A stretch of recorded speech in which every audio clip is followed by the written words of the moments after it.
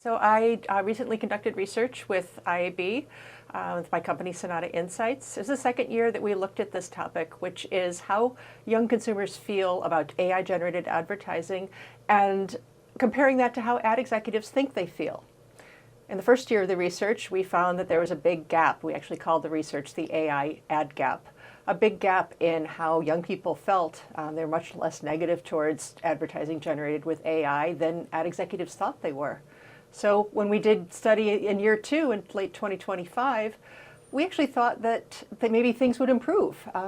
Advertising with AI and created by AI has been around for longer. We thought with more exposure that young people would have a better impression of advertising that's generated with AI. But in fact, the gap widened. And so we produced a study called the AI Ad Gap Widens, which really underscores the need for ad executives to understand how their audiences feel about advertising that's created with AI, because it's not necessarily something that everybody in this generation is in favor of.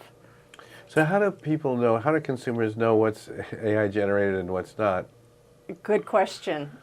Especially young people, they have a really high bar for realizing what looks fake or what looks AI, and it's not just the 5 or 15 fingers or whatever it is. It's not just the parts of the body that look different. They really have a sense where something doesn't look right to them, and because they're so used to using social media, they're very quick to go onto social media and complain about it. And so advertisers may not be aware of this. So this is why we did the research, because we really wanted to create an understanding about that.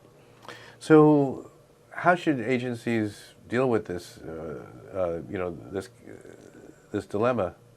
It is tough because the genie's out of the bottle when it comes to using AI in advertising.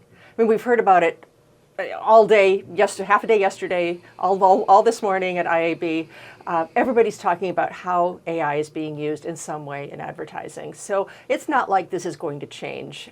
So what I think needs to be done is thoughtful disclosure. And so another thing we talked about in the research was, how do you disclose, and when should you disclose that you're using AI to generate advertising? And what impact does that have on how people perceive it, and how young people might, maybe even their purchase likelihood?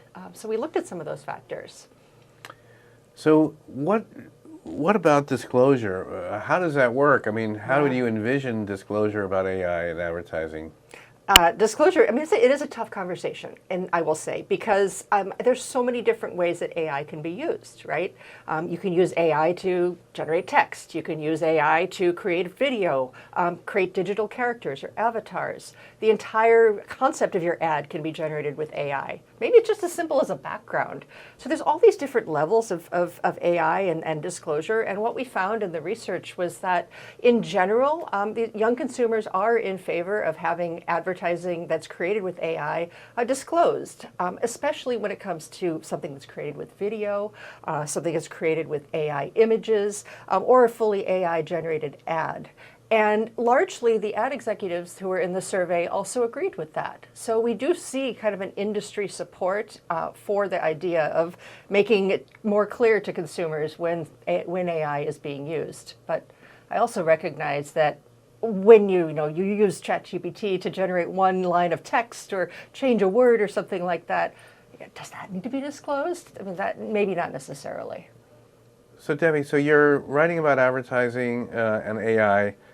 What are other topics that you're exploring or you think need to be understood? Yeah.